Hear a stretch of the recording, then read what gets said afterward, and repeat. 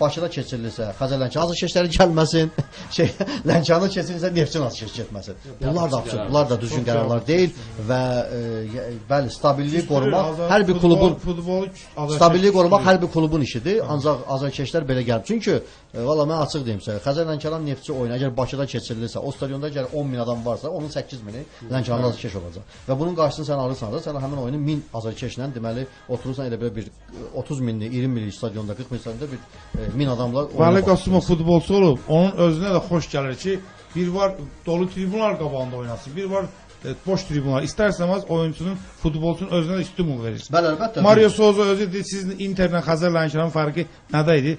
Bir fərq onda idi ki, orada hər həftə dolu tribunların qabağında oynayırdın. Burada boş tribunlar. Bəli, doğru. SMS-lər var. SMS-lər var, elə Xəzər Lənkərana aid olan SMS-lər var. Burada elə qafiyə də var burada bir dənə. Seyid gələndən dirçəldi Xəzər, uca zirvələrə yüksəldi Xəzər. Yusif yazdı bunu. Bu səhv edirəmsə Nizami Rəmzinin meyxanası idi. O vaxtın Neftçiyə aid idi. Ancaq hər halda yerinə də düşür. Seyid Ağasəlim Mirzabadov. Seyid Mirzabadov nəzərdə tutulur. O həqiqətə uyğundur. Çünki biz Mirzabadovun, siz də bilirsiniz, Mirzabadovun dövrünə kimi Xəzərdə intizamlı, məzmunlu futbol yox idi. Yəni həmin o düzdür, o uğurlar qazandı Karahan vaxtında, amma o məzmunlu futbol, müdafiədən hücuma keçid, həmin o məzmunlu futbol o Ağasəlim Mirzabadovun dönəmindən sonra dövründə Xəzər Lənkəranda bu həmin həm yerli oyunçuların seçimində, həm legionerlərin seçimində baxın qısa zamanda Ağasəlim Mirzabadovun Avropaya çıxışı yoxdur. Avropada tanımır hansısa oyunçuları. Amma Mario Diego Souzalar, Tsvetkov onun o vaxt o istəmişdi, sonradan o gəldi, o gedəndən sonra gəldi. Ondan sonra qapıçı Kamran Ağayev Turandan gətirdi. Rahid Əmirquliyev Şaxdağdan gəldi. Sonra Ramazanovun bir formalaşmasında o həmişə deyirdi ki, futbolçu ərköyündür. Ərköyün futbolçunu tərbiyə etmək lazımdır, onu qovmaq lazımdır. Bu bir onun potensialı varsa, hansı ərköyün hər yerdə ola bilər. Uşaq da evdə ərköyün olur. Uşaqlıda onu azad eləmsən, evdən qovmursan ki. Onu tərbiyə eləysən. Sənin bəs rəhbər kimi, vəzifəli məşqçi kimi, sənin vəzifə borcun da onu yaxşı gətirib yola və potensialının daha düzgün istiqamətlərə yönəltmək. Bu məşqçinin əsas işidir və o bunu bacarırdı. Çünki psixoloji cəhətdən, fiziki cəhətdən oyunçulara hazır idi. Mən ilk dəfə biz Polşanın Poznan oyunundan sonra, oyun qutarandan sonra onun arxa yardımcı meydançasında futbolçuların yenidən məşq etməyini gördük. Oyundan dərhal sonra. Yəni bir iniş iliydi də Xəzər orada oynadı Lexlə. Amma Ağasəlim Mirzabadovun vaxtında o bizdə var idi.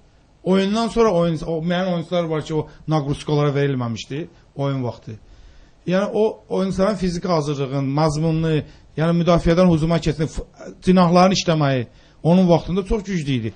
Və nəticə də əldə olundu. Bugün azarkeş Redniki də analiz eləyir. Ağasəlim Mirzavadovu da analiz eləyir. Mustafa Dənizli nə verə bilər komandaya söyləyir. Bax, futbolla ürəyə döyünən insanlardır. Ona görə də bu azarkeşləri sevindirməlidir futbolçular. Siz təsəvvür edin, Xəzər Lənkəranın son dövrlərdə kimsə gəlib bir xal almayı komanda üçün bir qələbə idi, rəqib üçün. Bəli. Amma indi kim Xəzərə 2 topdan az vurur Lənkəranda, biraz məyus şəkildə gedir. Niyə 3 dənə vurmadım? Yəqin o da düzələcək, SMS-lər varsa. Var, əlbəttə ki, var. Elə növbəti SMS-imiz həm Xəzər Lənkərandadır, həm də Vəli müəllimədir buradan. Yazı var ki, burada Vəli müəllimi Xəzər Lənkəranda Mustafa Dənizin köməkçisi dəvət etsələr, ümumiyyətlə razılaşar bu addıma yoxsa yox? Vəli müəllim, söz sizdə əlbəttə ki. Mustafa müəllim zəng eləsə danışmaq olar. Mən nə deyə bilərəm? Bilirsiniz, o da onunla klub rəhbərliyindən də çox şey açıldı. Çünki biz çox ölkələrdə siz bayaq da qeyd edərdiniz, fikir verirsiniz ki, xarici məşqçinin Türkiyədə bu çox önəm verilir buna. Ya olur məsələn, Jose Mourinho gedib Frankfurt'a oynayıb. Yəni yerlidir, çünki bu məşqçiyə o küllü miqdarda vəsait verilir.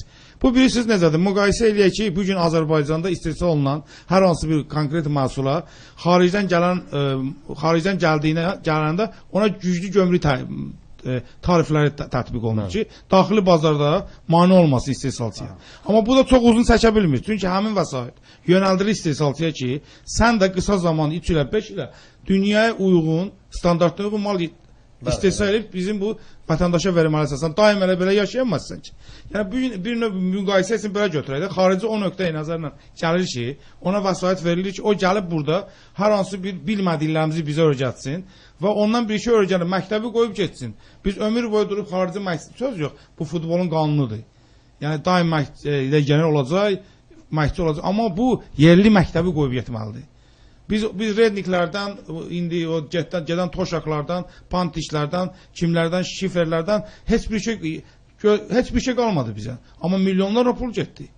Bu pulu verib uşaq məktəblərinə xaricdən laf razıyam. Bugün bizim Lənkəran, Xəzər Lənkəranın aşağı yaş qruplarında qabaq bir Hollandiyalı da gətirdilər. Ondan Türk, amma bizdə Xəzər Lənkəranın keçmiş oyuncuları var. Dadaş Həmidovdur, Elxan Həmidov, Dadaş Həmidov futboldadır. Elşad Rızayev, o vaxt Xəzər Lənkəranda oynayadı, Neftçiyə də dəvət olundu. Səhv eləmirəmsə Əhməd Ələsgərovun vaxtında. Yəni bu gün onlar tamam futboldan kənarlaşıblar. Öz peşələrinə uyğun yox, hansısa başqa bir sahədə məşğul olub çörək pulu qazanırlar. Bu gün onları ora dəvət eləmək olar. Həmin oyunçular bizim yerli uşaqların yeri gəlmişən ailə üzvlərinə yaxın olan fiziki ata-babalarına ola tanışlar ki, bundan futbolçu çıxar ya yox. Doğru. Həm də bilirsiniz, bax indi milli komandada Berti Foxu çox qınaq obyektinə çevirdi. Ümumiyyətlə belə fikirlərsə, amma görürsüz Berti Fox bax elə Vəli Qasımovla da işlədi, çalışdı.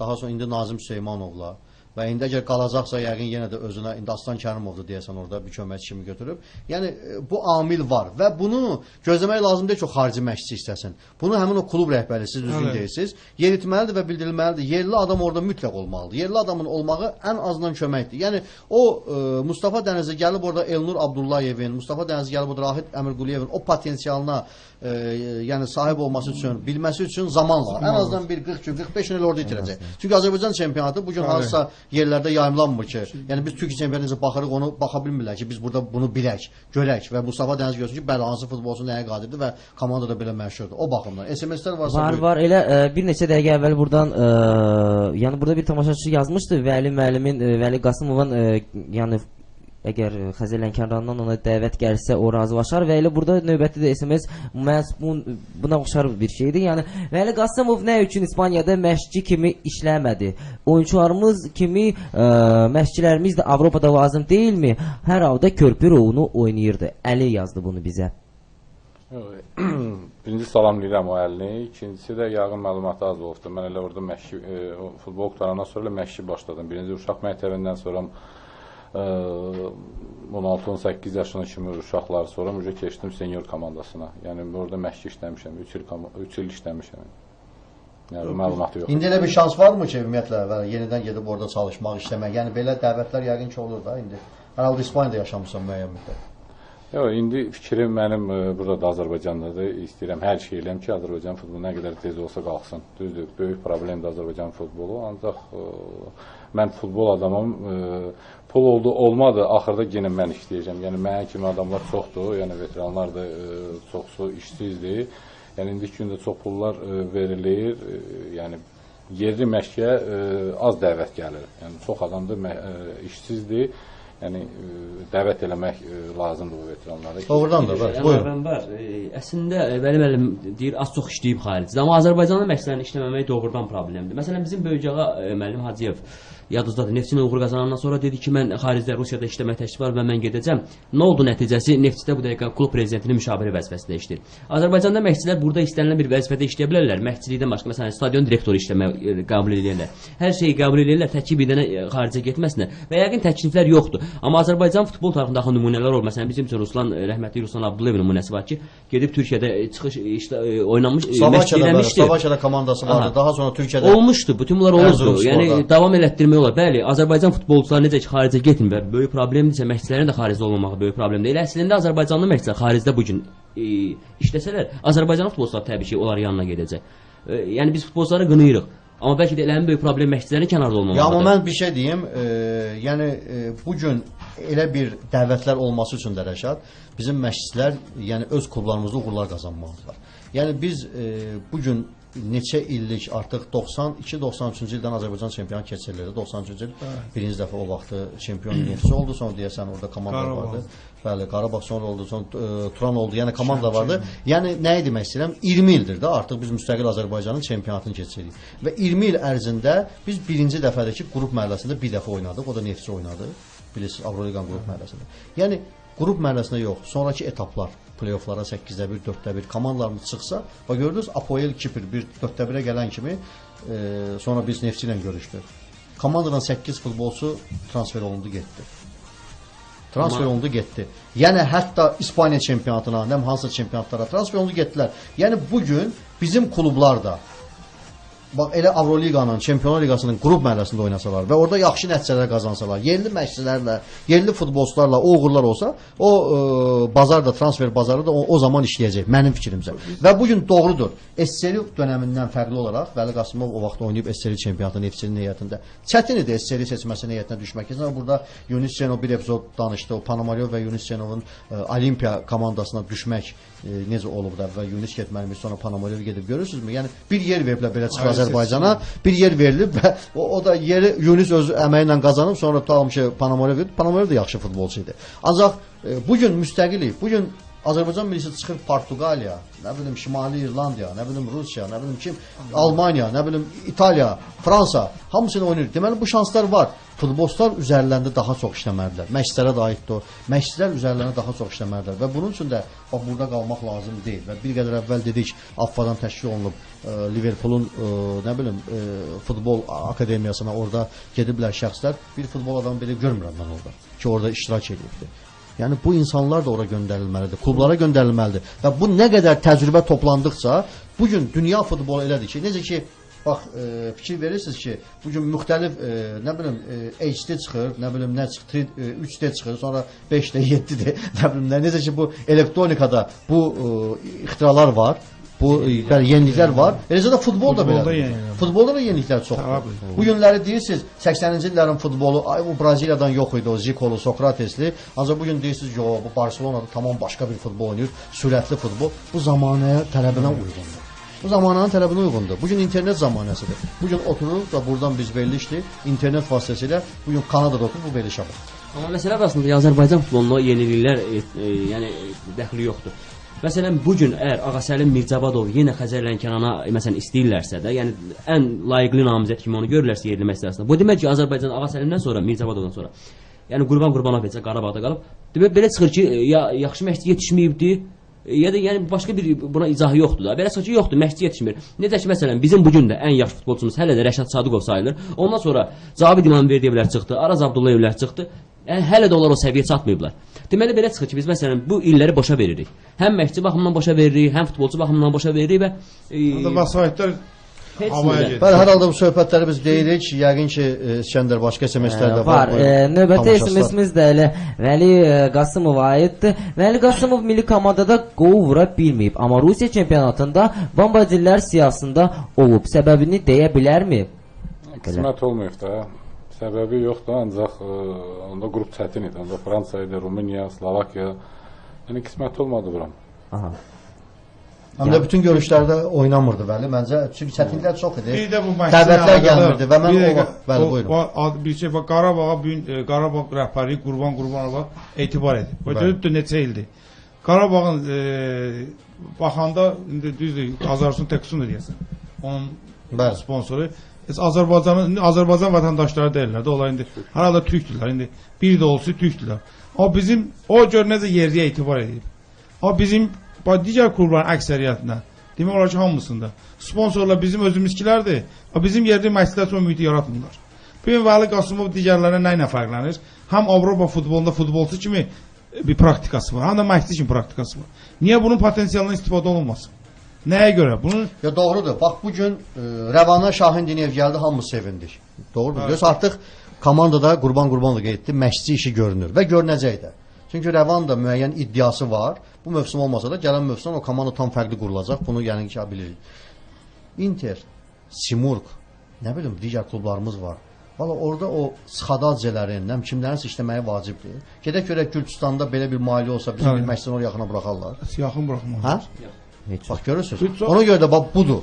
Biz öz müştərin qədrini bilməliyik və Onlara... onlara Futbolçulara üzr istəyirəm, futbolçuların özlərində, istər bizim futbolçular, bugün Vəli Qasımovun dövründəki futbolçular səviyyəsində əmək qalmırlar. Yəni həddindən artıq, Allah onlara biraz da artıq eləsə öz zəhmətləridir.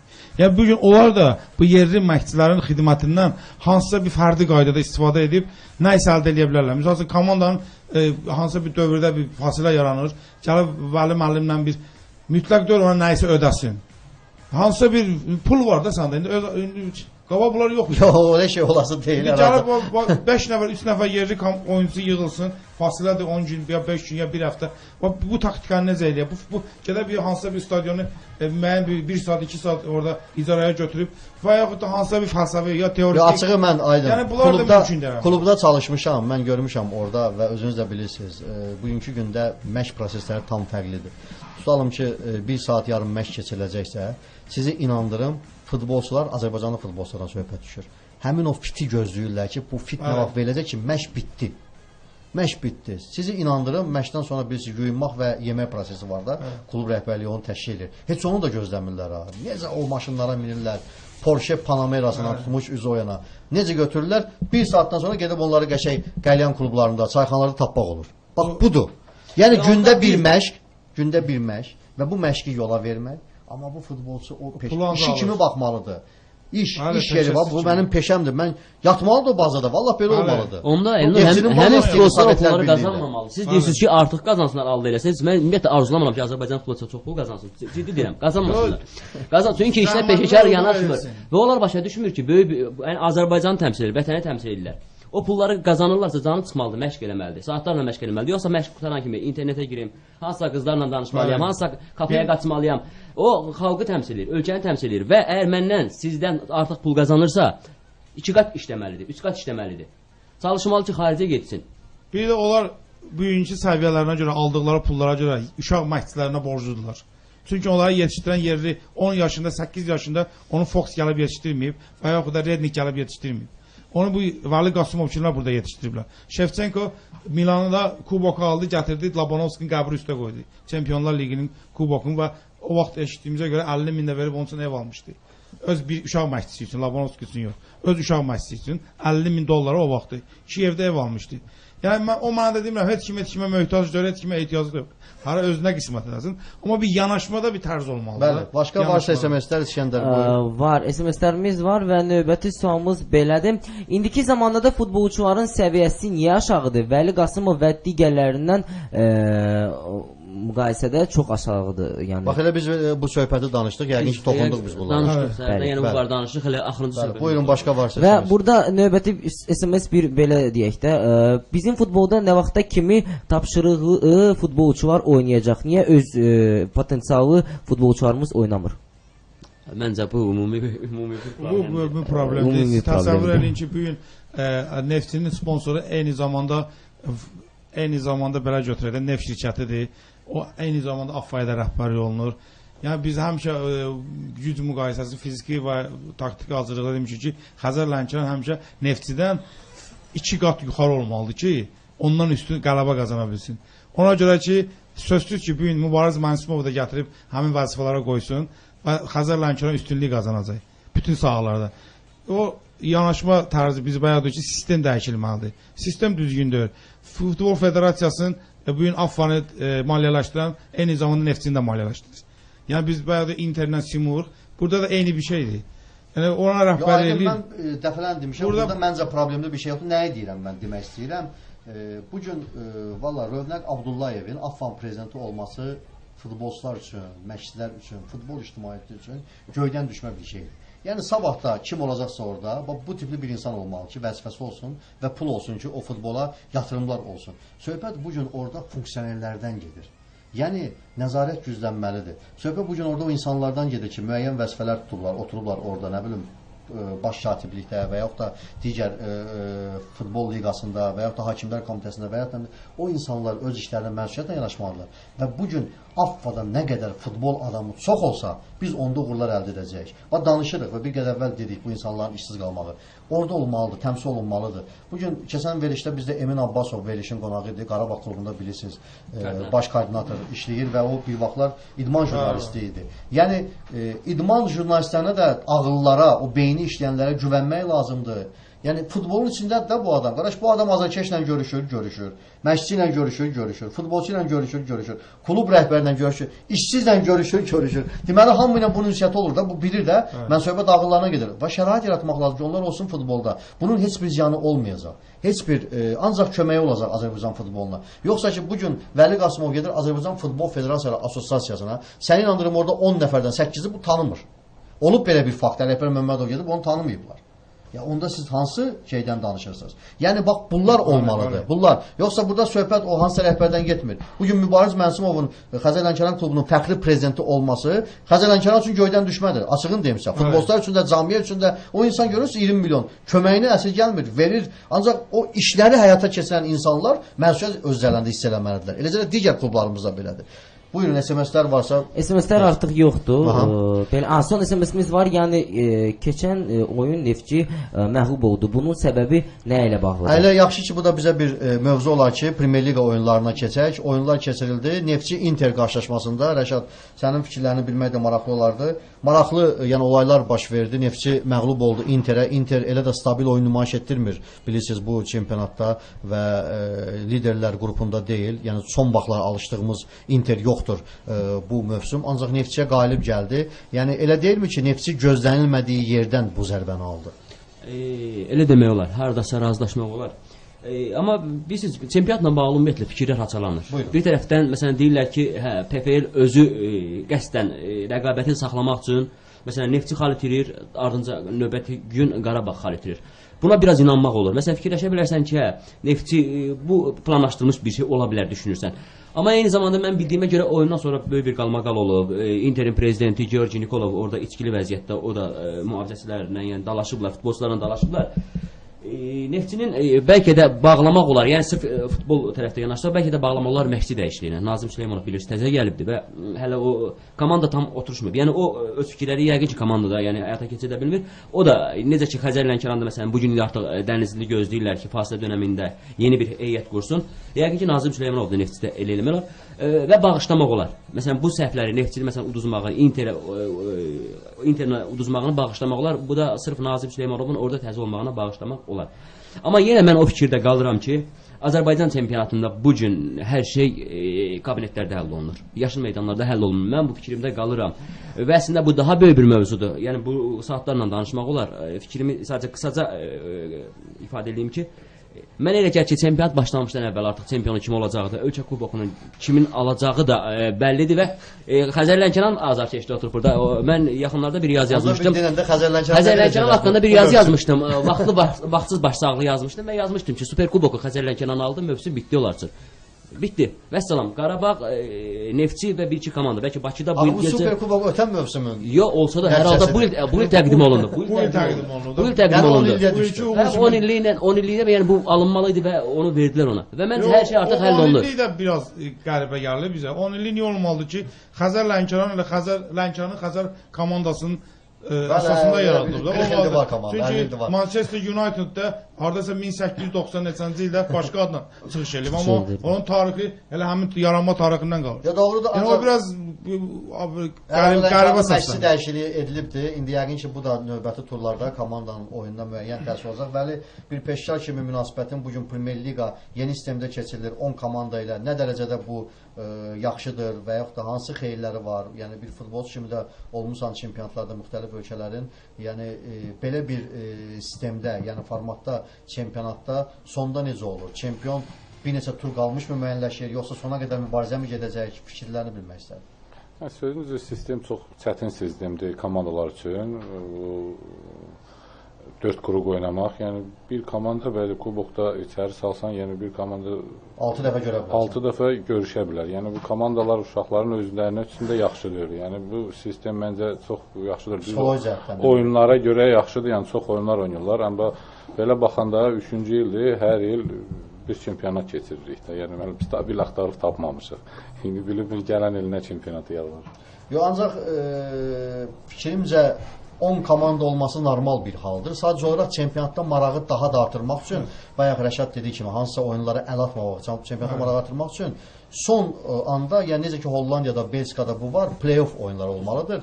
Bununla bağlı müəyyən sistemlər də var. Yəqin ki PFL bunu araşdırıb gələcək çempionatlarda bunun üzərində işləyə bilərlər. Çünki bilirsiniz, gördünüzmü Neftçi və Qarabağ ən yaxın izləyicidən 5 xal irəli idi bu tura qədər. Və ondan da 4-cü heptan başdan da 10 xal irəlidir. Amma gözə görünməz bir arada onları saxladı da. Bəli, indi görürsünüz bir şey oldu. Bir şey oldu. Bir o təsir də var ki, artıq Bakı, Xəzər, Lənkəran o həddindən artıq aralanırdılar. Bəli, aralanırdılar. Görsənirdi ki, hardasa birazdan çempionat marağını itirəcək. Olacaq, indi olacaq. Ona görə sizin dediyinizə qüvvət, yəni ki, müəyyən bir məsləhət oldu ki, bu oyunları uduzub xal itirmək. İndi Inter özü də ruhlanacaq, gələcək turlarda tam fərqli olur. Çünki Neftçi üzərində, lider üzərində qələbə qazanıbdı. Rəvan özü də ruhlanacaq, liderdən xal alıbdı. Yəni müəyyən şeylər var burada, amillər var. Ancaq o play-off oyunlarına üstünlük versələr, məncə müəyyən uğur qazanmaq olar. Sistem deyil, indi düzdür. O dəfələr 4 dəfə komandanın hər bir fikir var, indi o peşə. Hələ orada kubok məsələsi də var da. Kubokda qarşılaşa bilərlər, artıq çıxır 6 oyun. Bəli, psixologiyatdan futbolçulara bu təsir edir. Amma mənə elə gəlir ki, 6-lıq sistemindənsə bu sistem daha yaxşıdır. Amma təbii ki, orta bir nəsə əlavə eləmək olar. Məncə eləyəcək, çünki Azərbaycan çempionatı artıq təcrübə dovşanına çeviriblər. Hər il bir sistem və yəqin ki görmədiyimiz təcrübə nəyə dovşanı? Təcrübə dovşanına. Yox, indi daha çox istanzad eləyirlər təcrübə o şeydə, kosmosda. Gələn ildə komandaları yəni, artıracaqlar. Ola bilər, amma məncə bu gün pis deyil. Məsələn, 6-lıq sistemindən daha yaxşı hesab edirəm mən bu. Yox, komandanın artırılması bir necədir Vəli? Bu gün 14-16 komanda artırıla bilər, ancaq mali imkanları olmalı, doğrudur. Yəni bu günləri Gəncənin komandasına illik büdcə olaraq azala verilən və ya da Sumqayıta verilən 1 milyon, 2 milyon pul verilsə, o komanda gör necə mübarizə var. Amma o verilmir axı.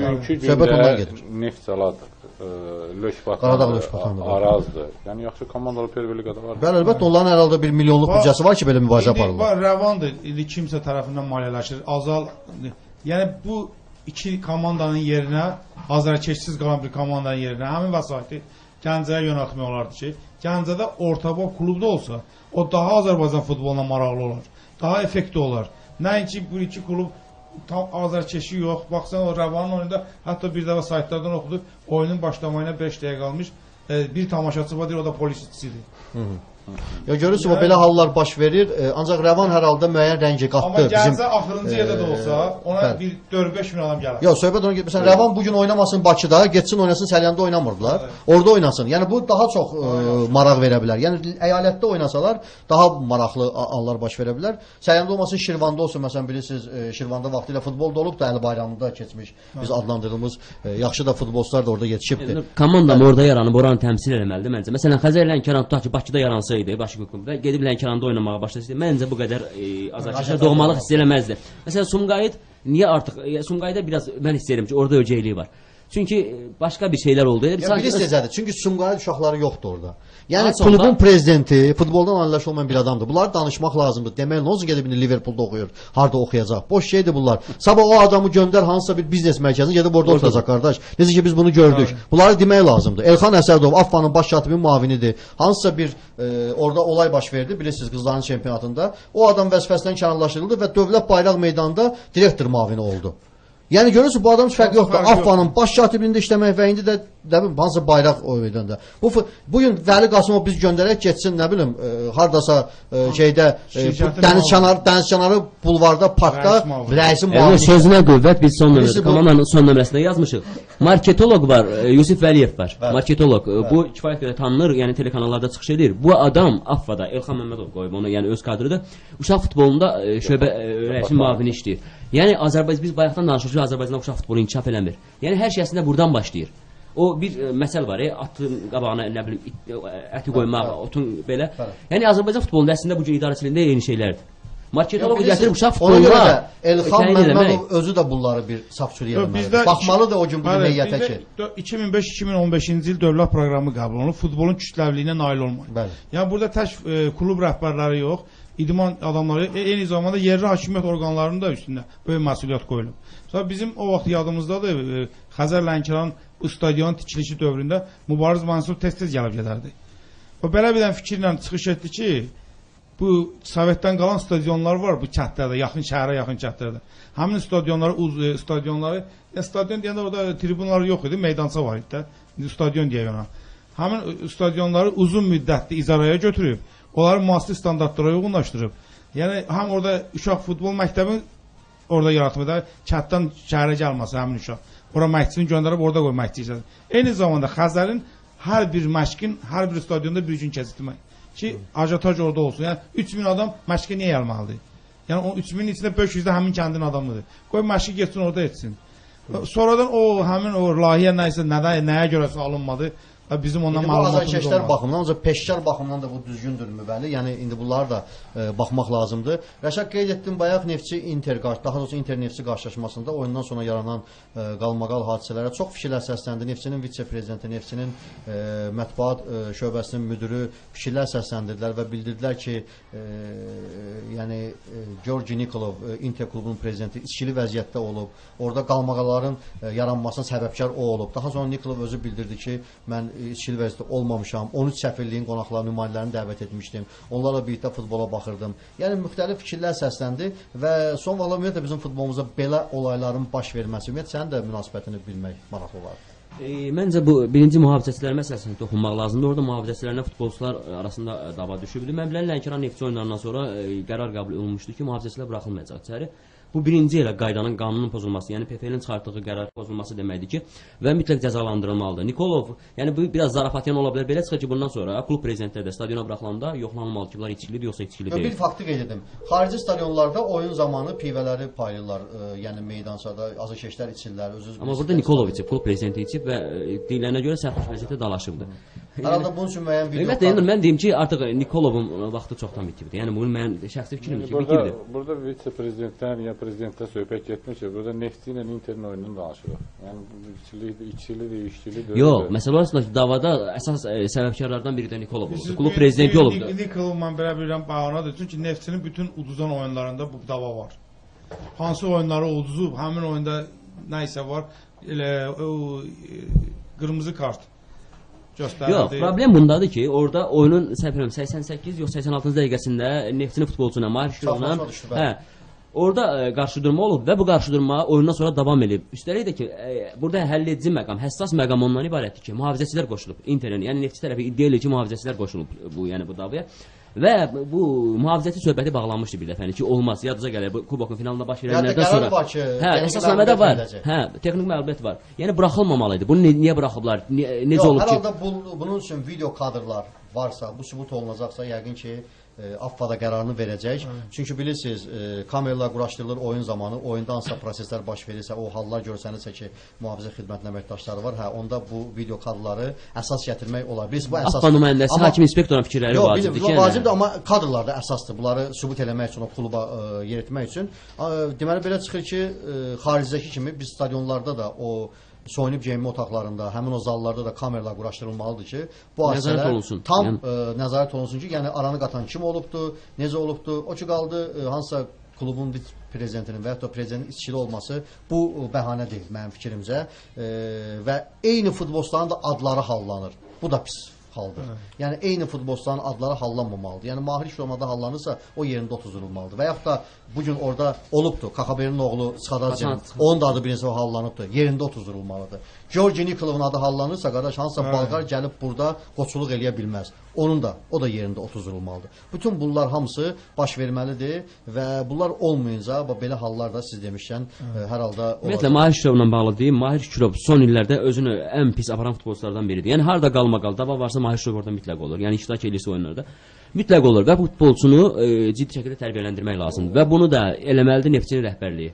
Bəli, hər halda belədir və Rəşad bilirsən, dünən çox maraqlı bir xəbərin də bir şahidi olduq. Futsal üzrə Naxçıvan Araz klubu bilirsiniz UEFA kubokunda mübarizə aparırdı və dördlər finalına vəsqə qazandı. Çox çətin qarşılaşmada meydan sahibləri Portuqaliyanın Sporting klubunu məğlub etdi. İndi biz buradan İskəndər qardaşımızdan da xahiş eləyək ki, həmin o video materialı hazırlasın. Yəni belə eləyək. Çünki bizim vaxtımız da artıq belə deyək də vaxtımızı olan 2 saatımız artıq bitir və mən artıq yavaş-yavaş sağollaşmalıyım. İlk öncə gəlin sağollaşaq, sonra videoya baxaq. Yox, biz hələ Arazı təqdim eləyək, ondan sonra sağollaşsa daha yaxşı olar. Siz orada video materialı varsa. Belə. Onda gəlin artıq videoya baxaq və sonradan artıq biz yavaş-yavaş da olsa sağollaşmalıyıq. Gəlin baxaq videoya.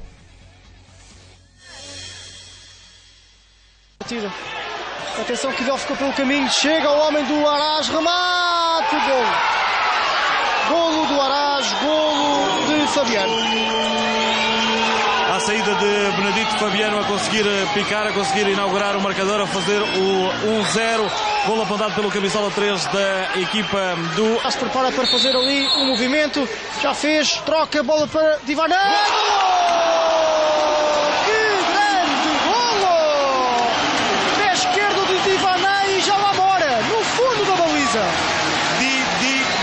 É assim que os adeptos do Sporting lhe chamam e o incentivam.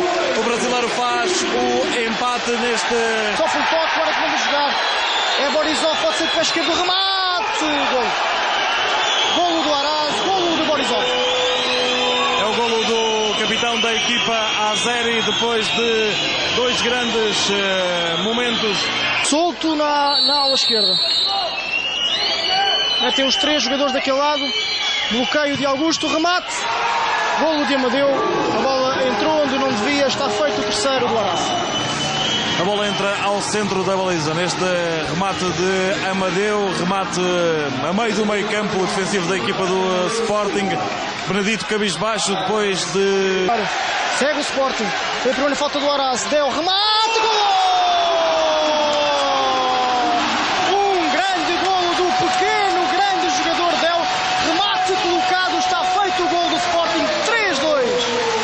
A desconcentração defensiva da equipa do Araz, falta marcada rapidamente.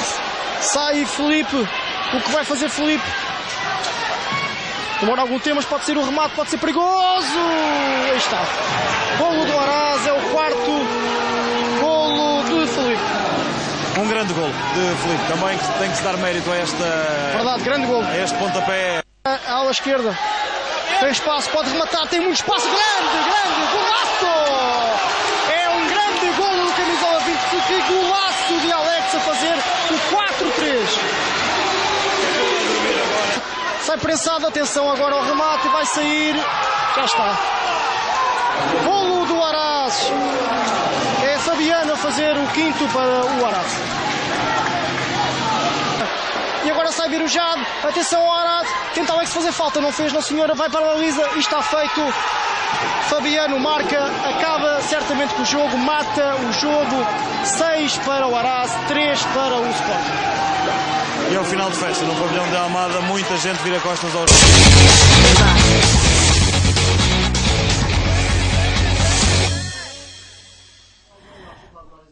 Bir komanda qalib gəldi. Araz klubu dördlər finalına vəsqə qazandı və Bakı da namizəddir bu yarışları qəbul etməyə. Bilirsiniz ki, dördlərin də artıq iştirakçıları məlum olub. Arazdan başqa orada oynayacaq İspaniyanın Barcelona klubu, Rusiyanın Dinamo klubu və Qazaxstanın Kayrat komandası. Maraqlı bir yarışmanın şahidi olacaq. Hər halda Bakıda keçirilsə daha bir bayramın şahidi olaraq futbolçularımızı təbrik edirik. Zaur Axundovu, Federasiyanın prezidentini, Azərbaycan Futbol Federasiyasının prezidentini təbrik edirik. Vəli müəllim, siz də izlədiniz. Gözəl kadrlarda hər halda bəli, təbriklər düşür və Xəzər Lənkərana uğurlar arzuluyuruq. Aydın qardaşımız indi Mustafa Dənizli gəlib, görək indi o bu armadanı bu çətin andan qurtara biləcəkmi? Hər halda sən də qısa olaraq fikirlərini bildir. Mustafa Dənizliyə uğurlar arzulayırıq və əgər o təsdiq olunacaqsa rəhbərlikdən də arzumuz budur ki, biz Azərkeş tərəfinə hazırıq.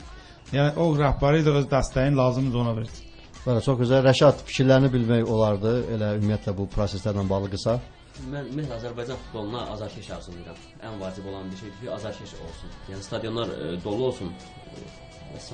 Bəli, biz də sizə elə tamaşaçılarımız adından, elə aparıcı İskəndərin adından, sonra Aydın müəllimin adından, Rəşad qardaşımızın adından, elə öz adından da arzu edirəm ki, yəni sizin kimi mütəxəssislər işsiz qalmamalıdır, işləməlidir, çalışmalıdır. Azərbaycan futbolunun yəni inkişafı naminə öz əməyinizi əsirgəməməlisiniz, xeyir verməlisiniz və biz də bunun bəhrəsini görməliyik. Bu qədər İskəndər, buyur estafet səndə. Bu qədər, amma burada son SMS var, onu da oxuyum və efiri bitirim. Yəni yazı var bizə Neftçi Tahir Süleymanovun adına layiq oyun göstərdi. Belə.